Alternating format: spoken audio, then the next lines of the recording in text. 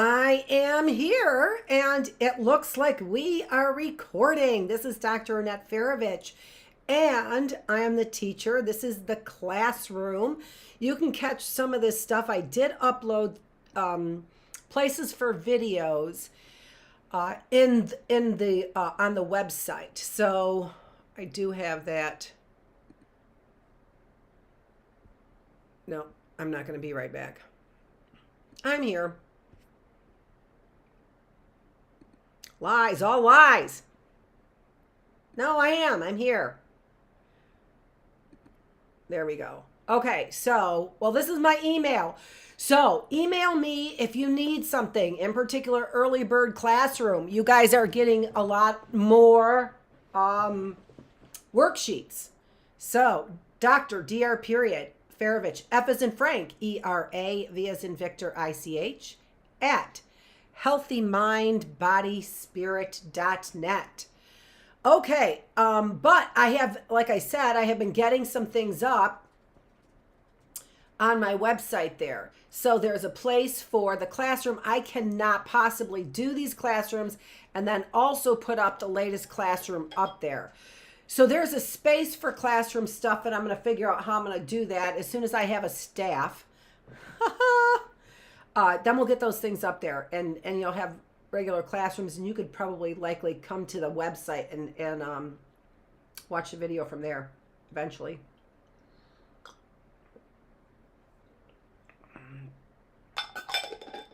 Hopefully in this lifetime, or are we on to the next? I don't even know. Critical thinking class, that's what we are here for. Yeah.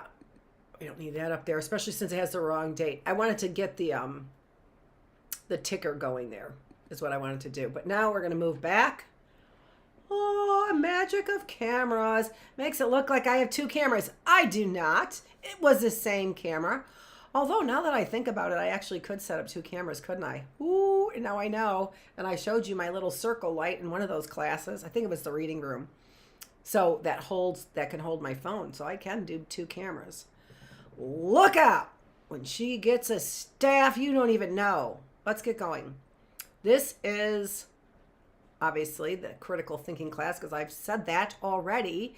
And we are talking about self-esteem. So since we have really built this up time and time again, talking a lot about the background, and for these critical thinking classes, you know, if you go to the Early Bird Classroom, we move through the material quite quickly because they can repeat it all on their own. But for this classroom and for the next three classrooms, the spiritual classroom, philosophical classroom, not on Wednesdays, but we slow everything down, right? It's all a timing thing because for this, not only are we trying to understand what I'm talking about, right? Like the basic facts that I understand them to be, but at the same time, I'm also coming up with new thoughts right here in the here and now, right? And so those things are important for me to incorporate as I am talking, and in particular because I believe that those thoughts come from a goodness, a power of goodness is what I think those thoughts come from. And so that's all, you know, going on inside the event. What am I telling you? What's going on inside of me as I digest the information and talk about it with you? And then and then for you, what is, like, it's critical thinking. So what are you doing with that? We really need to digest that. So that's time. I'm doing the digesting literally, but in doing so, hopefully by extension, so are you doing the digesting of the material as well. Really makes me excited to think about that. It really does. And again, please subscribe, but also put your comments down there because I'm looking to have a Corrections Friday is what I'm looking for. Thanks, Seth Meyer, for that idea, because why not, right? Why not have that? And then have like, because I don't know everything clearly. And so when I make mistakes, and I have been known to make mistakes, and when I make mistakes, then yeah, I'm just thinking about one of those times I made a mistake in the classroom. Then that's an opportunity for you to speak up, and hopefully, we can come to a better understanding of all the material that we're talking about, right? So, speed things up for the youngsters, but at home, hopefully you're taking some time to slow things down because they need time to learn their alphabet. I don't have to repeat it with them. That's time for you as a parent, as a caregiver, to repeat it to your kids. And that's where you guys build attachment. So see how interesting the dynamic is? Dynamic means that things are moving all the time, right? So for the early bird classroom, where they really need more time with the material so that the material becomes more automatic for them, I take less time. That's where the parents kick in, okay? And in particular, we were talking I'm pretty sure it was a philosophical classroom. Yesterday, we were talking about attachment. And the very first way that we form a part of the group, is with our biological mother. How do we know it's our biological mother? Because how do they attach? They attach with the smell of their breast milk. Then they go searching for that smell, and that's called rooting behavior. So we're talking in the philosophical and spiritual classroom. If you want to join us there, what we are talking about is nature versus nurture. So again, all of these classrooms are set up in ways that you have no reason to feel, embarrassed going ahead, right? In your age bracket. So going ahead into the very adult philosophical classroom, if that's where you're at. But it also doesn't matter if you go back to the phonics, because in the early bird classroom, because many people did not learn phonics. I know my younger son did not learn phonics, and I was so disappointed. He did to a certain extent, he did, but it wasn't taught early on in kindergarten where it belonged being taught. Even this stuff I'm teaching, I'm thinking first grade, but it likely is, or I'm saying first grade and even second grade, but it really likely is, kindergarten, where you start with those sounds and things. But anyway, the point here is that it's such an interesting dynamic for me to spend less time with the little kids, the little ones, but you should be spending way more time on the early bird stuff with your child than I am. Way more time. There's no way in that time that they even learned their alphabet. Maybe they did with the song, because of the song, if they needed to learn their alphabet, right? And maybe so they learn consonants and vowels in that time, but there's still a lot more for them to learn, right? They have to recognize, and also there's penmanship there too in the early bird classroom. So just as a little brief thing, even though I'm not getting into the brief material over here, always little reminders about what we are and what we're doing here in the classroom. Early bird for youngsters, to think about it in regular terms, right? And the kind of terms we've become used to. Bookless classroom, more for middle school. We're reading right now in the bookless classroom, The Trail of Tears. I was going to read the Oregon Trail, but the Oregon Trail story was so boring. And in this sort of critical thinking that we are, because it wasn't, I brought it up, but if we were reading a story, that's not really the place for it.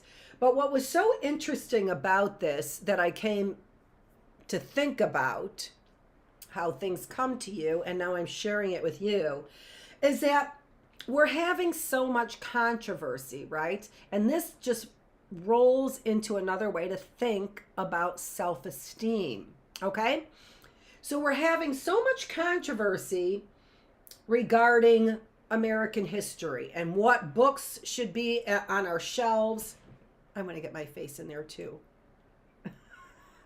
What books we should have on our shelves in our schools, what books we should be reading, and some to them, does it have a purpose?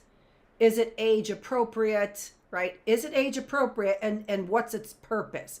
We always start with sort of a thesis statement, right? If I were to give you a thesis statement for this classroom right now, the thesis statement would come from that Morgan book, which we've discussed in almost every classroom except for the early bird classroom, right? And what is that? That is how we, I have to clear my throat. How we treasure, admire, cherish was the word I was thinking. How we cherish humans, human beings, and human dignity. We really do. And yet, as he was talking about in the colonization of America, we violate that belief, right? That support for human beings and human dignity every hour of every day. And I don't know that we have evolved past that. I don't know that we'd like to think that we have, but certainly the way that we've characterized people and the way that we've behaved during this COVID pandemic across the board really doesn't demonstrate that we've evolved at all, right? We may have different groupings now, but we have a greater blame game than we've probably ever seen before, right? So the critical thinking part of this is what am I presenting in this classroom, in this bookless classroom, as I am presenting American history? And I want you to try and listen to how this is folding into self-esteem. Remember, self-esteem, we were talking about, the difference is that whether or not the self-esteem is warranted, whether or not the self-esteem is earned, right? So, critical thinking here, we want to feel good about our country. We want to feel good. We're talking about it as nationalism in our philosophical class, okay? We want to feel good about our country. We want to feel good about being a patriot. We do. We want to feel good about being a patriot. But it doesn't come from unwarranted patriotism. It doesn't come from unwarranted patriotism. And I'm seeing that, another example of that, when I'm deciding on what books I wanted to read for the bookless classroom. So we read, again, think about this in self-esteem, with respect to self-esteem. So we read, I don't want this to fall down, and they sometimes fall down, and then I have a mess when they fall down. There we go. Okay, so we read the story of Jamestown. All right, the story of Jamestown here. All these were such beautiful stories. They were such beautiful stories. They were, because the story of Jamestown also mentions things like the lost colonists of Roanoke. So there was a whole settlement in Roanoke, North Carolina, right? Right, I think. Yeah. I think Roanoke, yeah. All of a sudden, it's escaping me. Some things escape me all of a sudden when I'm sitting here. It's like, you should know, and they come naturally. All of a sudden, they don't. So the humanity of this, the humanity of these colonists who came to settle in this new world with all these hopes and promises. Some of them were, religious reasons. Some of them were for riches. Some of them were for pure freedom, right? Just liberty, right? But just a beautiful story. And so you don't want to lose the depth of this beautiful story, because I don't want to hear what else the colonists did, right? Age appropriate.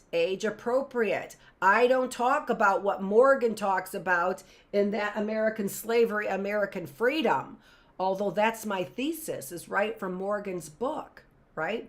That's my thesis. So the entire thesis for this entire class so far is, how can we be so much for human dignity and violate it every hour of the day? But we break that down, and trust me, it's not like this was the plan. I can't even believe how these are overlapping in the way that they are. With this concept of, can we build self-esteem in our nation as a patriot? Can we build self-esteem as a patriot if we tell a vanilla story, a watered down, washed out story of this country? So I want to tell you the 3 stories to kind of get you interested in what we're doing in the Bookless classroom as well. Okay. So Jamestown reminded us of the humanity and dignity of those first settlers, despite the fallout, or despite what happened later on, right? What these individuals did was just, they are heroes. And there we go with our self-esteem, right? There we go with our ideas of self-esteem. What we do is, when we water down self-esteem, when everybody gets a ribbon, right? When everybody gets a ribbon, what did I say? I said we pervert. I use that word. We distort. That's another word. What is heroic? What is a hero? This is a hero. And if you water it down and tell this story, for example, there are, I don't know. I didn't finish the story. I have to say I didn't finish the story because it was so boring. It was so watered down. This story was so watered down. We're going to do presidents in the Bookless classroom. I'm checking, and I'm checking him. I'm literally going to check you, Andrew Jackson. Holy smokes. And what did you do to Georgia? You started a whole system of things, Andrew Jackson.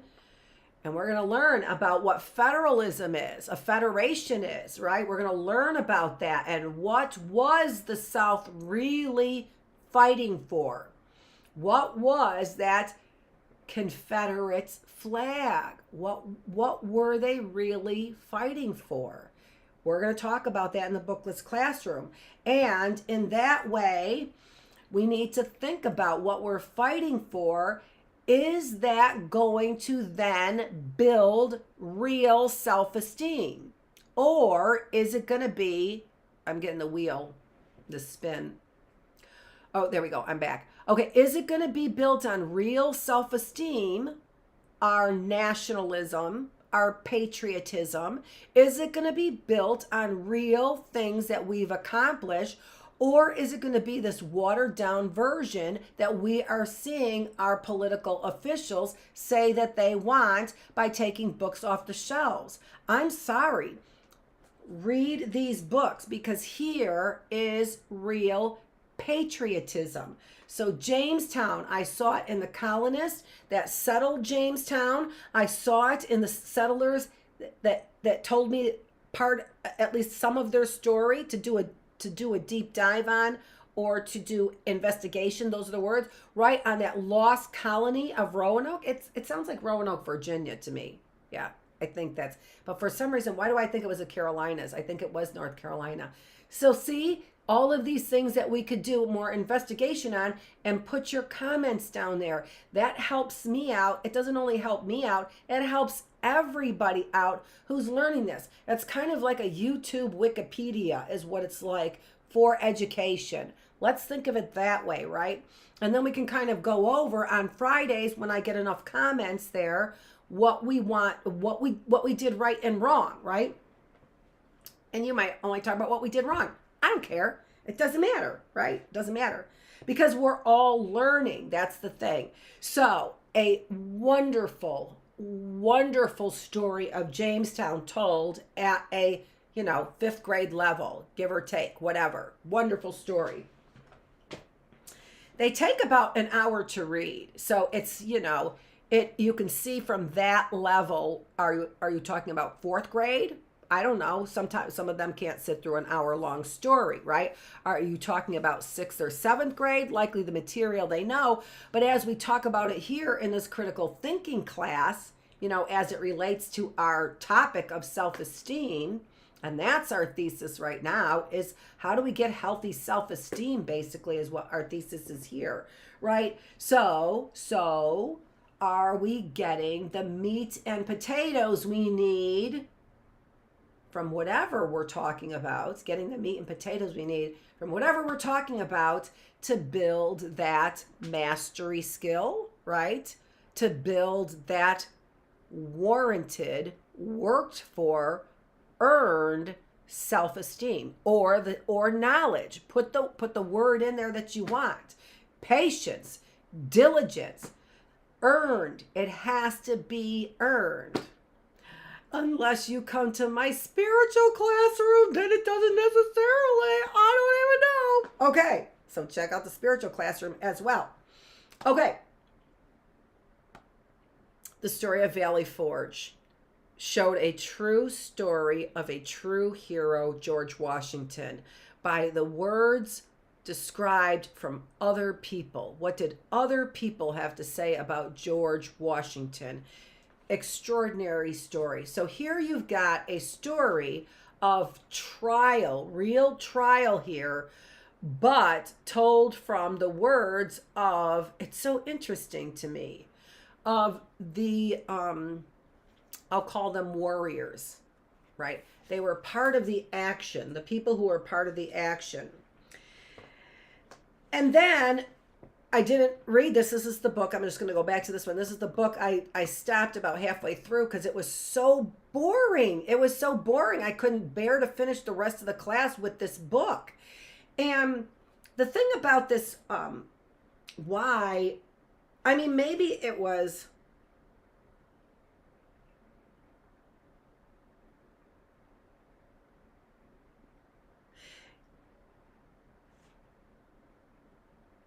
but it's the same story. Rampant diseases killed infinitely more Oregon travelers than did Indians. The most dreaded disease was an infection of the intestines called cholera. The disease came from Asia and swept the United States in the early 1800s. Extremely contagious, it jumped from one member of a wagon train to another. A person with cholera felt intense stomach pains and was seized by fits of vomiting. Death often occurred after 24 agonizing hours. That's the most interesting thing I have read out of that book. I can't believe that, though. That is so interesting, isn't it? So another disease coming from Asia. But this disease, I've read about cholera.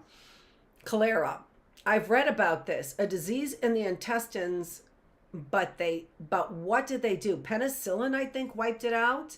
So that was something where penicillin, but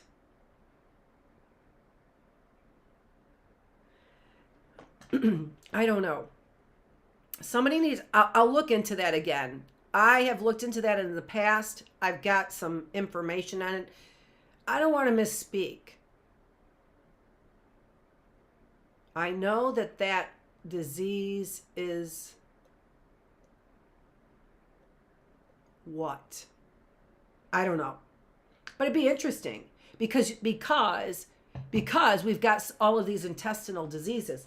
So that was that was the most interesting thing that I read out of that book. So I put this book aside in order to read what I believe was a much more deeper story, and that was the story of the Trail of Tears. So the point here is that I started to make, I don't even know, was it an hour and a half ago, that I started to make is that we need to keep, here I made this decision to read this book instead of this book right in the midst of things. Why? Because the rich history and story that is here, that we need to tell about what is real heroism. What is a real hero? What is truly heroic?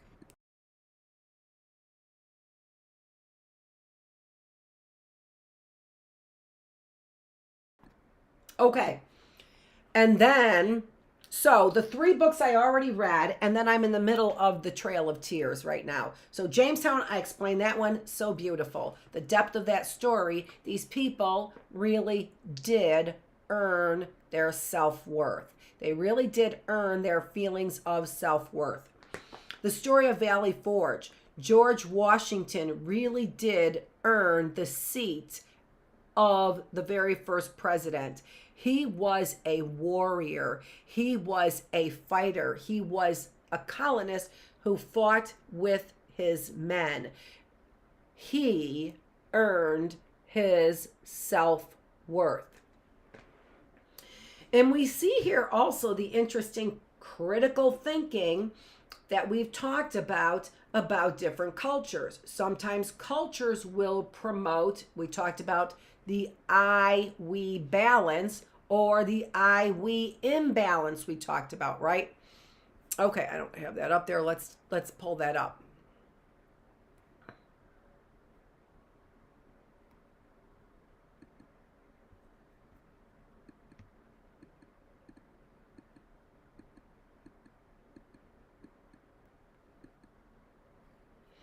Right?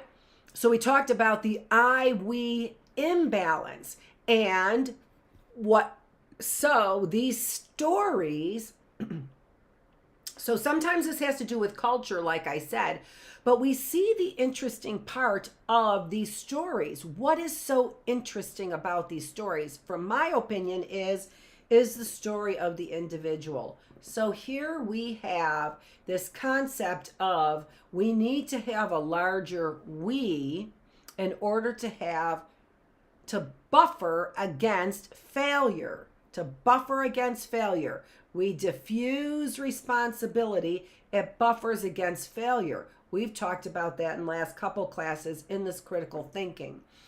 But the stories of the heroes, they're individual stories is what they are. What made that Oregon Trail book so boring? Well, a lot of this is written by, a lot of the material in here so far was written by Narcissa Whitman. And she really had no creative writing skills whatsoever to talk. I mean, literally talking about the Rocky Mountains as, I don't even know what the word she's using. She's trying to use pretty words instead of being a real writer. She just wasn't a real writer. Now, maybe later on you get to an individual story that becomes very interesting. But I didn't, and so I put it down and I said, yeah, enough of, putting my audience to sleep with that story.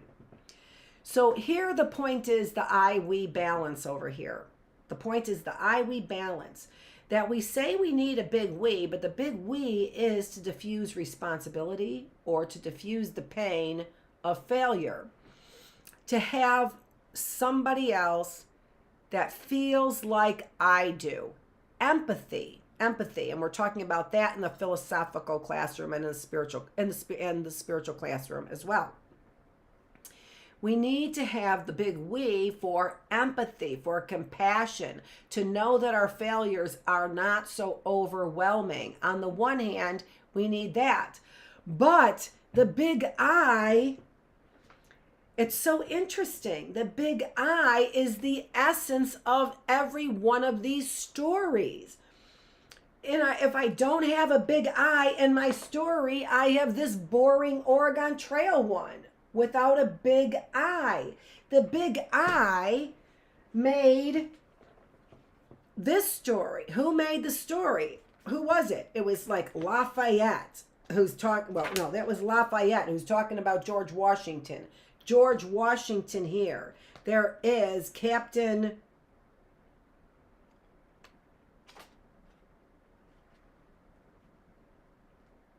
or John Dodds. John Dodds, who saved, I'm pretty sure that was the one, who saved Jamestown almost solely with 3 basic miracles. How is he not a saint? Don't you need 3 miracles to be a saint?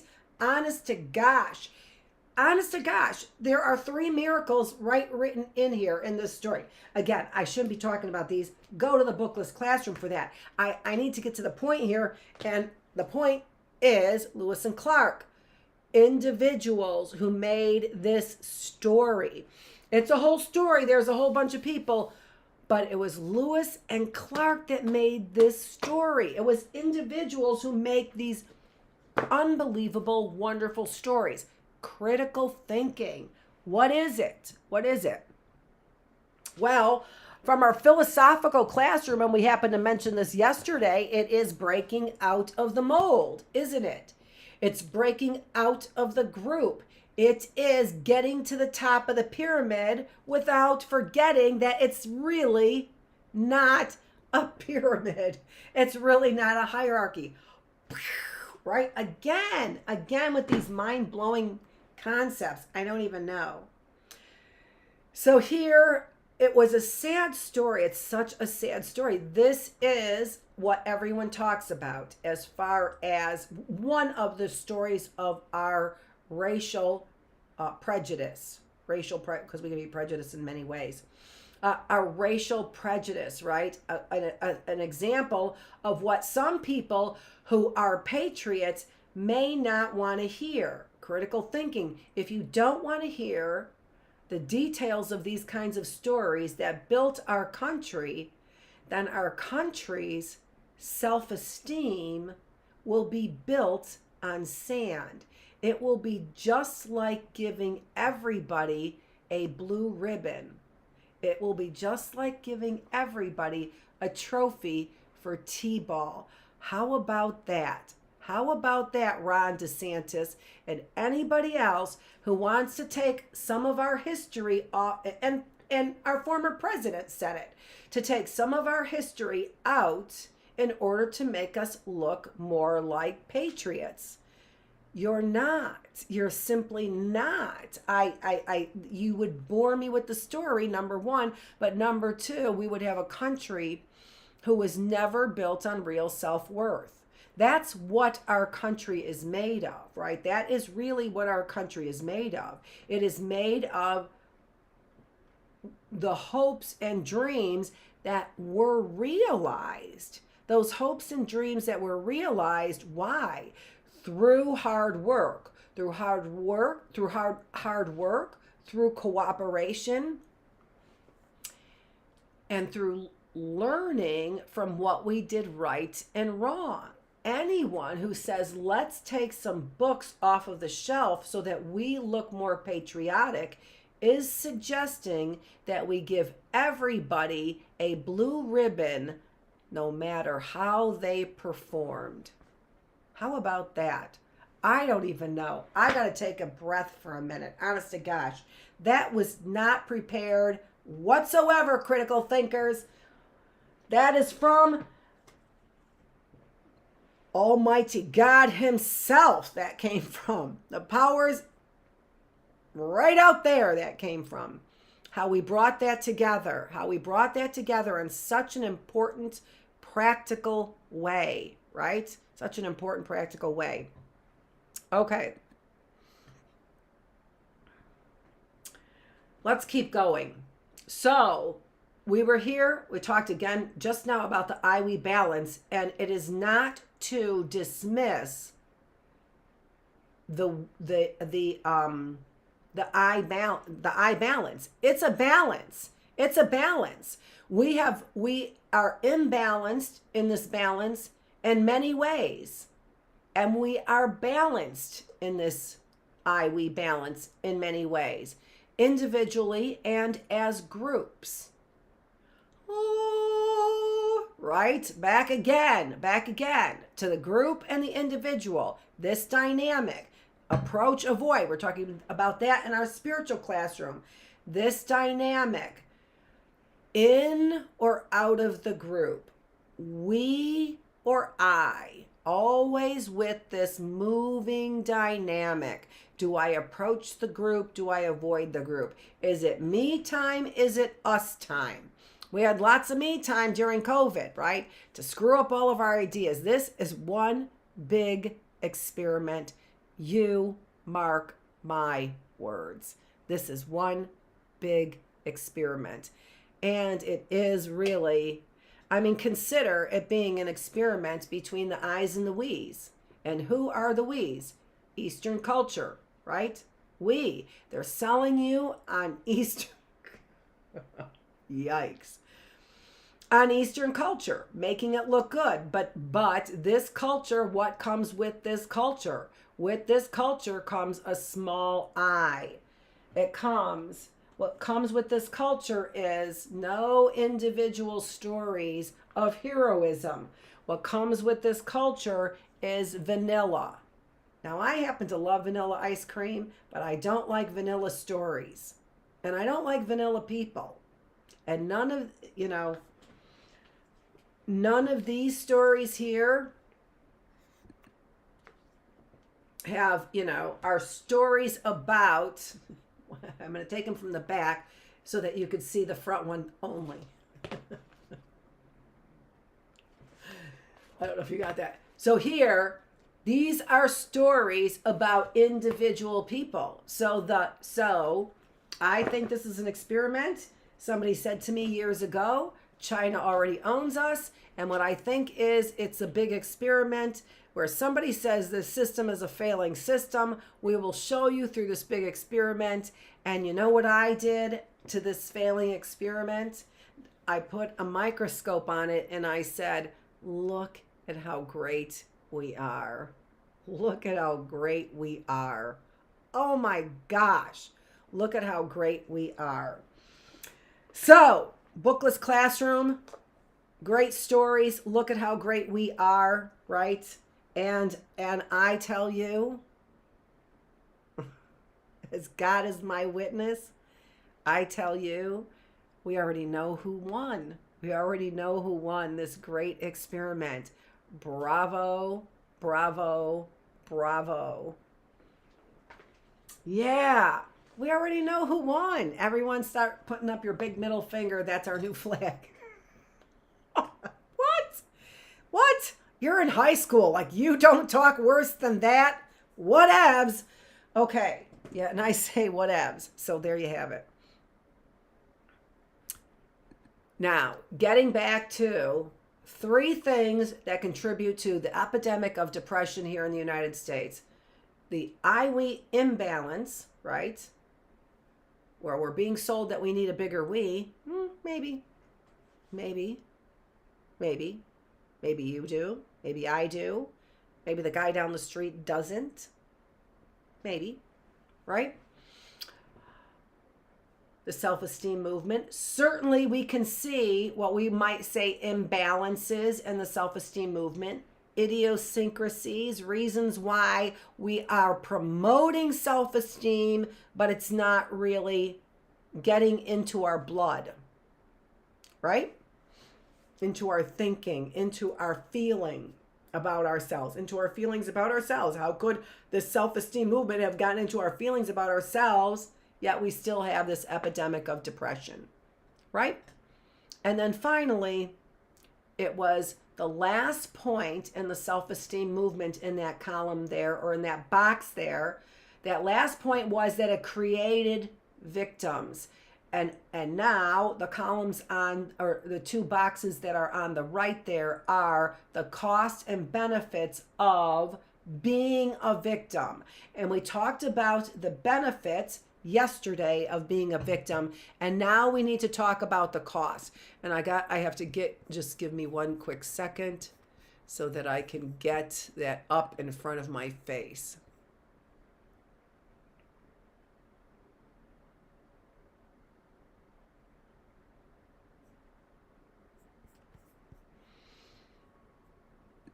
I just had it there, and of course I go into my, and there it is right there, and then I go into my, oh, it is 13.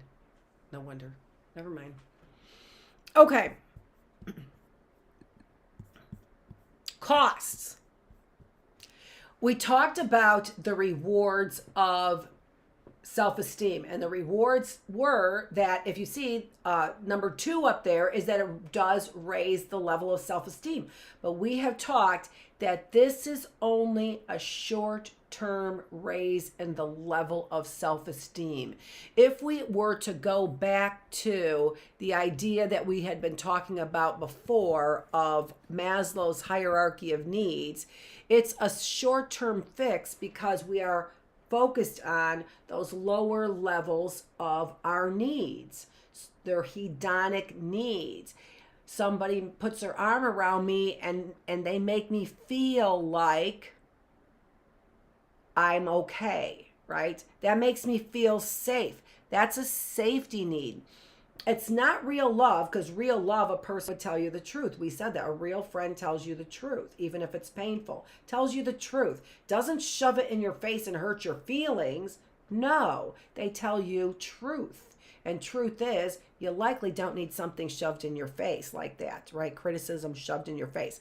Okay, but anyway, what we're saying is that when you get a boost of self-esteem by getting a ribbon, even though you did poorly in T-ball, for example, okay, by somebody not telling the story exactly because what? Because it hurts your feelings because you did something wrong, right? That will earn you self-esteem for a short time, but in the end, it's not real love because they didn't tell you the truth about yourself, and real love is in the middle there of the needs. So you have not even risen to real love. When you have somebody tell you lies about what you did, about your skill, that is only going to create guilt and shame. It is our nature. And if somebody screws with that nature, we are really in trouble. If somebody wants to assert, and we see that it is true, somebody is asserting a false word. I have to look at my streaming because it's not coming through. Okay, yeah, it's twirling a little bit, but I think we're okay. Okay, so they are giving you a false narrative when they tell you things like, it's okay, what you did was all right. It is no different than giving you a blue ribbon when you didn't earn it. And we see what happens. What happens is we don't have real self-esteem. And what does that lead to? What are we talking about? What does that lead to? What are we talking about? What does that lead to? What are we talking about? Depression. It leads to the epidemic of depression, okay? We need to stay on track here because that helps us with our thesis, our main points that we have that we're getting out. What's the main point here? The main point is that there's an epidemic of depression and violence here in the United States. Oh, where did the epidemic of depression come from? Well, so far what we know is it came from an I-we imbalance, it came from a self-esteem movement, and it came from this idea of victimization, okay? All right, so back to the cost. So we can see very easily if everybody gets a ribbon that self-esteem is not going to be earned. And we can see that therefore that boost in self-esteem can only be temporary, short term. The cost is that it can be, that's supposed to be inaccurate. Darn it, that's supposed to be inaccurate. Sometimes it can be not true. We said being a victim, the benefit is that sometimes when I treat people like victims, it can be true. That's what we ended up with when we were talking about benefits. We said it can be true. Some people really are victims. Some people really are being attacked by other people. Some people really are being demeaned, oppressed, looked at falsely, right? Like they're guilty of something, right? So sometimes people are victims of this planet. We're all not rich. We're all not, thought of as wonderful people. We don't all get the best education.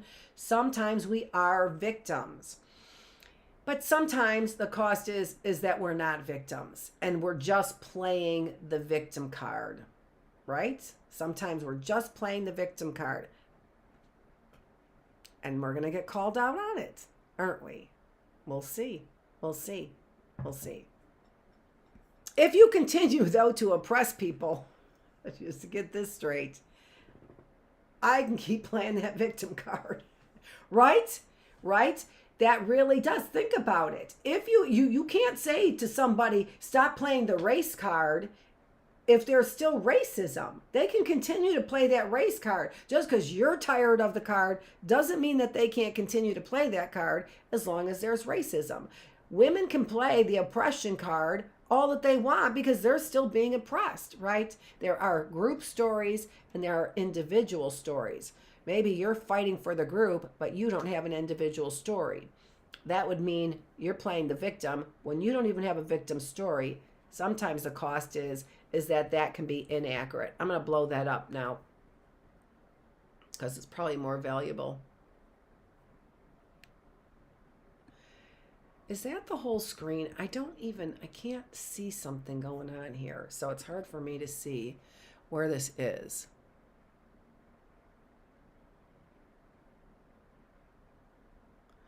Well, I don't know why I'm not fitting in that whole screen like I need to. All right, good. That's great. I've got it now. Okay, I know why I'm not. I had my ticker on. That's the reason why.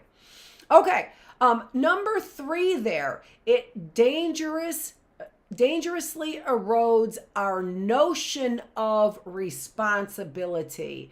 We talked earlier about this diffusion of responsibility. It makes us feel good to have a diffusion of responsibility, right?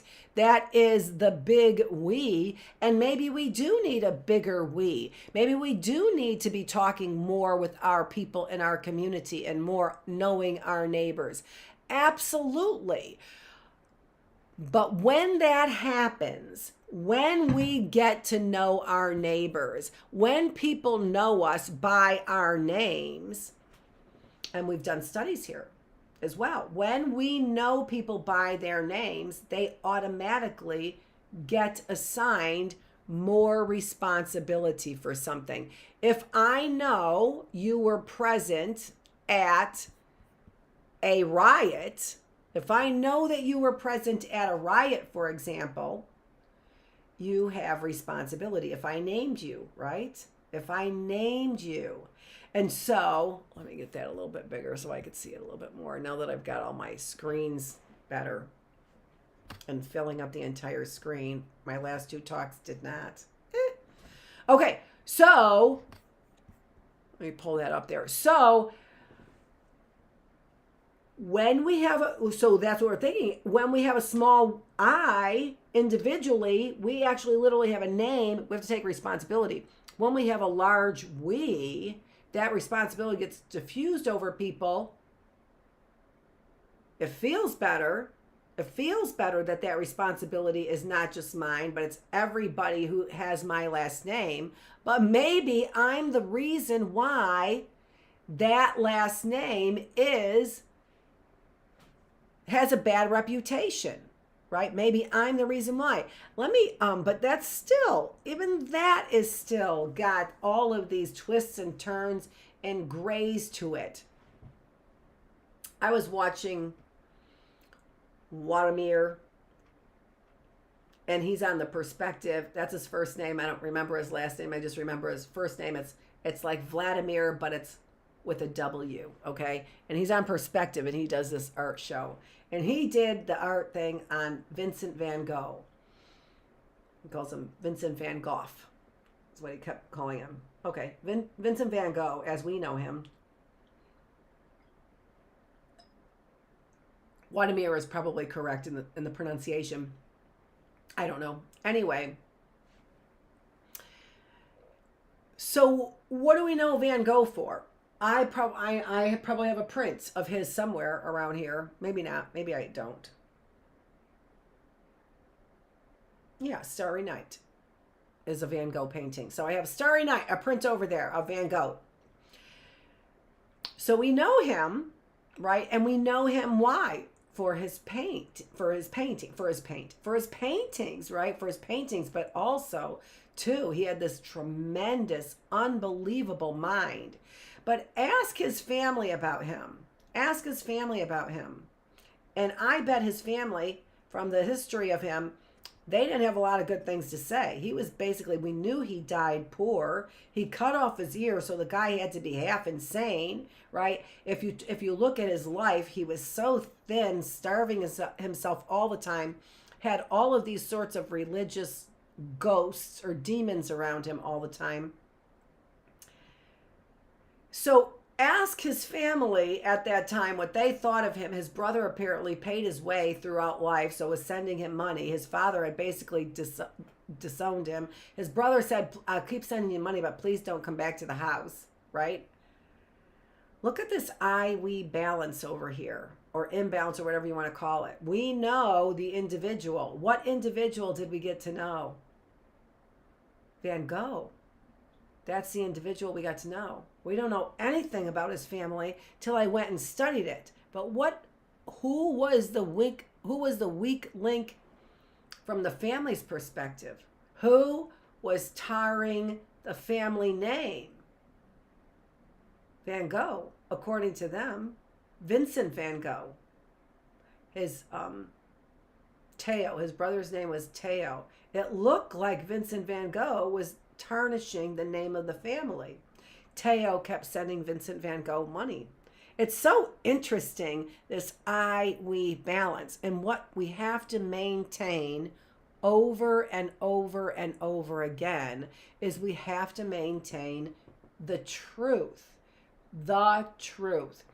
And the truth really is in the individual. So we cannot be losing. As much as I've taught this and have always recognized the benefit of a larger we, because we don't have it here in the United States, I see that this is brainwashing.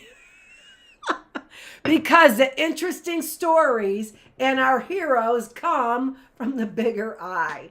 Wow. Wow, wow, wow.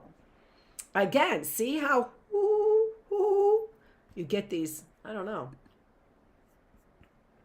They don't all come from me. That's all I'm saying. I give it to somebody else. That's all I'm saying. Okay. So, it misrepresents a hero. We have talked about that a lot. I was going to say ad nauseum, but I don't think it's ad nauseum because I'm not nauseated by the conversation. I like the conversation about misrepresenting a hero. I think that's important. And then it leads to helplessness and depression. Now, it's important for us to understand this relationship. I come back to it, even though I haven't talked about it in this way, in this much detail, in any of my classes. You will hear me, except for my other business classes that I put on, right? You haven't ever heard me talk about this in the classroom. Let's put it that way. But I talk about it a lot. I will always reference it. And from here on out, you will hear this reference and hopefully you will know. And since I'm talking about the great experiment, I've been talking about the great experiment. What do I think that great experiment is? Well, on a large scale, I do think the great experiment is there a God? I think some people were told there's not a God. I think that some people were told that here's the system of things, which apparently makes it look like there's not a God. And then there are other people who weren't told that information at all and had to figure it out one way or the other. The interesting thing, I think, is that the people who weren't told anything about the narrative are the people who have faith. That's the thing that's interesting. The people who don't have the background story, the narrative, the study, what was the great experiment? What were the variables that they were studying? Who was conducting the study? On whom, was the study being conducted? Those people who don't have those answers are the people who have faith. Isn't that interesting? So, on this last point here, you're going to hear me say this over and over again because in the end, what are we talking about? For this thesis and for this presentation we're talking about right now, and for that slide, the thesis of the slide is that there's an epidemic in the United States that's depression. Okay? So what's the point I'm going to go back to? You're going to hear me again and again, is this idea of learned helplessness. When we believe that we cannot impact our outcomes, when we believe we don't have free choice, and isn't that interesting as well, right? Free choice. Does God give us a free choice? So is there God? Do we ever really have a free choice? I think the limits on our free choice come from man. They don't come from God. God let us do anything we wanted. And said there are consequences, but he didn't stop our behavior at all. It was man who stopped our behavior, right? So free choice, limits on our free choice come from man. They really don't come from God. So this idea of limiting our choices over and over and over again, limiting our choices. You're like, we have so many choices. We can have this phone or that phone. No, what are they doing? Psychologically, they're limiting your choices. You have to have a phone. You have to have a phone. And when you search now, you will get this information only. It's brainwashing. We're being brainwashed through our social media. We're being brainwashed through our social media. Mainly our phones, because that's mainly what people are carrying. But people like me, where they couldn't brainwash me through my phone because I barely use it, are trying to brainwash me through the computer. So through social media. And I'm barely on social media, so how are they doing it? They're doing it through my Google searches. They're doing it through, right? So this suppression of the big I. Oh my gosh, how I just want to give the middle finger right there, don't you? The big I. And here's the big I. In my hand, take a look at the big I. Okay, all right. So when even though we think we've been made to believe that we have all these choices, it's the United States of America. They are crushing our choices in a whole bunch of ways. The experiment is, can I teach them to fall in line? That's the experiment. What do they do in China? They fall in line. This is the great experiment is the United States. Does China own us? Are they brainwashing us into thinking like them? I say yes. I wasn't sure. That doesn't mean that every Chinese person here is a non-believer. That is for sure.